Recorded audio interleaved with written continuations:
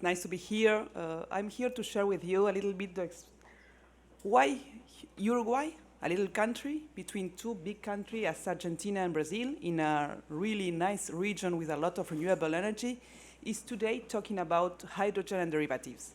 Why Uruguay have an opportunity to be a producer in this new energy context regarding these products. So, first of all, what's Uruguay? What's Uruguayan circumstance particularly? Uruguay is a country with 3.5 million inhabitants, with very good index of democracy, civil, low corruption, and a lot of characteristics in the region. But maybe the most important in this context is that Uruguay have over 90% of the electric matrix already renewable. We have renewable energy with wind, solar, hydro, and biomass. And we do it in a really short period of time. At the beginning, we have 4 hydro plants and a thermal one in Montevideo. And today, you can see in the map all the region with several plants of wind, solar, biomass, also a new one on thermal, and of course the 4 hydro we had before. But what is very important also is we have a high electrification rate. All the country is already connected to the grid. So for Uruguay, talk about hydrogen is a natural step, because we already made a lot with the first energy transition, what we call the first step to be talking about that. But if you look in the region, globally, we are the second country with variable renewable energy, with most percentage of variable renewable energy, wind and sun. And in the region, we are also the country with a bigger percentage of renewables. So the big challenge is how to go through this new market in the total energy matrix. For example, in transport, for example, in industry. That is important for our domestic market, but we understand we can be more than a producer for our domestic market. We can be a producer for all the world. Why? 4 main reasons, 4 attributes we consider we have to be a hydrogen producers. One of all, political and institutional and legal stability. The one I presented at the beginning, we are a country, you know, this project have a big amount of investment, so it's very important the condition in which country you put these investments. But we have also a bigger potential to produce renewable energy. And I will make a scope on this in the next slide. We have good access to water, and what is more interesting, we have very good access to CO2. CO2 coming from waste for industrial process, a CO2 who come from biomass waste, so it's considered biogenic CO2, and with this CO2 we can produce derivatives from the hydrogen, for example, e-fuels. And these sources of CO2 are really close of our renewables energy sources. So we have a unique or particular condition to produce and add value to the hydrogen. Not only produce hydrogen, but also add value using the CO2 we already have for our electric matrix, because the biomass source is used for producing energy. And as a byproduct of this production, we have CO2 emission. So that's very important and very particular for Uruguay, and why we are talking about that. And also we have logistic conditions for these derivatives in all the country that can be used to add more value to the hydrogen. Looking to the energy source, what you can see here is the map of the country. The darkest zone in the blue one, the more blue is the high winds, have better condition, and the red and orange one is the better sun. We have a very particular situation that we have in the same region the better sun and the better wind. And that is very important because we can have a very good complementarity between these both sources of energy. As you know, the south of Latin America, Argentina, Chile have very good winds. We don't have so good wind. We don't have the best sun as they have in the north of the continent, but we have the both together, and that have a very good complementarity. And we have much more energy than we need. We have much more sun and wind than we need. We are talking about 90 gigawatt extra of energy that we can use not for our matrix, because we already have our green matrix, but also for production of new products. So in this condition, and with this complementarity, is we understand we can have a competitive price in a new world related to the hydrogen. And that's why Uruguay start this situation. Here what I want to share is this complementarity. This is a particular condition in Uruguay. We have a very good complementarity in the day. Of course, we have sun in the day, but very good wind in the night. In general, in Uruguay, we have better wind in the night. And during the year also.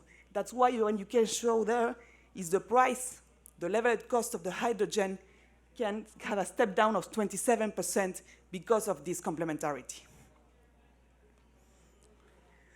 So with this information, and taking around the time, we define a roadmap for hydrogen and derivatives. Maybe clean hydrogen, of course. In Uruguay, we are talking only of original green one. We are not talking about gray or blue or other, because we don't have reserves of natural gas. So it's only green hydrogen. But we want at first start with pilot projects. We are already doing that, starting with the first pilot project for the domestic market, and start to explore the possibility for export products regarding methanol and raw material, green fertilizer, and e-fuels. So we understand the first step for our country is not ammonia or hydrogen itself, hydrogen only for the domestic market, but our added value is to go through these products. In 2030, we want to scale up this opportunity, looking for a project of 2 or 4 gigawatts of renewables energy. We have already announced projects who are going through this direction. And in 2040, maybe we can talk about other kind of products as hydrogen itself and ammonia, and maybe thinking in the production offshore. We have very good condition of wind also in the sea, near to the coast, and with not so deep conditions, so we can be a producer also maybe of this kind of products in the offshore. But we have very good condition onshore, and we have space also to do that. So that is the vision of where we want to go. And this opportunity for our country is a $2 billion opportunity in derivative products in this phase of time, and we can have much more. But we want to start in a gradual phase with small steps, understanding also what is happening in the global market. As all you know, the global market is not yet solid, is not yet mature, so it's a challenge for countries to set up the condition of this new development, of this new economy. So, but what are the challenges we have as country? We have a lot of challenge. I choose 4 only, but one of all, we are just talking about that in a room near here, is a certification scheme. We know the countries where we can export our products, mainly Europe, because United States will be mainly based by itself, but Europe and maybe the Asian countries will need our kind of products. So the conditions they will set are very important for our products. So we need to be on this table of discussion, and we need to set also the condition as a region, not only as a country. Because the technology, we need big project, big technology, and we need to be accordance to this kind of aspect. So it's very important to have this condition. Uruguay, with our 90% of renewable energy in the grid, have very good conditions so far, so that's good for us. But we need also to set other conditions, for example, for the CO2, I explained, is very interesting for our country. The logistic aspects are very important. The distance and the port infrastructure, the use of common infrastructure, who are going to do that, when, in which condition, private sector, public sector, all these definitions are needed to do this project. But also, how to scale up and access to technology. All the world were asking for electrolyzer. Our projects, we have a project, bigger one, but we need to be on the queue of the technology and be also considered to this kind of project. So it's important to Uruguay to be on the list of the first mover also. We are maybe not so big, but we can be with what we've done already in the first mover. And very important, and the presenter before said it, the social license. Maybe some concern of the population sound not very important, but anyway, we cannot give it away, and we need to work in the first step with dialogue with the local population. I agree, okay, with the global, but for the local people, they don't matter, they don't understand the climate change impact. What they understand, they were going to have something new near their home, near their condition, and dialogue and understand their concern and create a system who integrated them. It's very important for a public policy as the hydrogen can be to our country. So we need to work, and we start already to work on that. So how we're going to implement all this ambition? We create a program, H2U program. It's articulating with public institutions, private sector, academy, and civil society, working on all these areas. First, in infrastructure, making the studies and understanding the challenge. We are already working on that. Research and innovation, create local capacity and research, not only taken from the other countries, but also develop in our country. Explore the offshore opportunity, because it will be the future for our project. Regulation, very important. We have very good environmental regulation condition and other situation, but in Uruguay, for example, you don't have a hydrogen market yet. So we need, for safety and quality, to set some regulation, maybe very aligned with the international regulation. We are not going to invent nothing too new, but yes, to have very clear condition for the investment and for the safety for the population also, to have the certainty of this condition. The use of water, the permissionals, the environmental permission, and also, of course, the use of the land. That's one of the different topics we are already working. We need to have a strategic plan of communication. We are working on that. We are making workshops with the press, then the press can understand what hydrogen and derivatives, what is the difference, because it's really complex for common people. Here, all who we are here, we understand well, but out of these rooms, the people don't understand what that's of hydrogen and what is the opportunity and the possibility for our countries. So explain that. The first actor who can help for us is also the press. So we start with them, but also, of course, with dialogues in the land and locally in where are going to be the projects. And also to identify the gap of capabilities. We need professionals, we need technicians, we need people who know how to manage these new products, how to set a project, to design a project. So we are working with the universities, with the academic sector to design a roadmap for capabilities, for develop and have better capability for the 2040 targets we set. And last but not least, of course, how to attract more investment.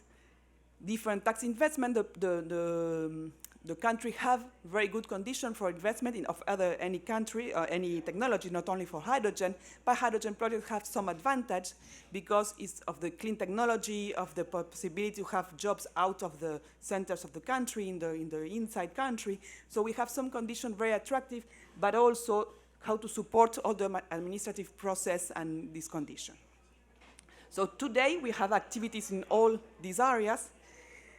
And one of the results we already are seeing is we have 3 projects announced. They are not confirmed, but yes, announced in 3 scale. We have in the small scale, small project for in heavy-duty transport, 5 megawatt electrolyzer with national companies, Uruguayan companies. After we have a medium-sized project in the middle of the country, it's 150 megawatt electrolyzer. It's with Enatrac, is a German company who is behind this project. And another one, very interesting, to producing also methanol as the Tambor project. Both projects are already talking about the derivatives, about what is that's very aligned with our roadmap. So that's as the step we are looking for. In much bigger, it's a 1 gigawatt electrolyzer is trying to be developed with the national oil company, using the CO2 coming from a biofuel company already working, so making synergy of infrastructures and situation in the country. So that's today the main results we have so far related to a hydrogen project. Here you can find more information, the roadmap documents, matchmaking for companies, where we can find information, the local data for project developer in the hydrogen.org oil. So that's all. And more information. Thank you very much.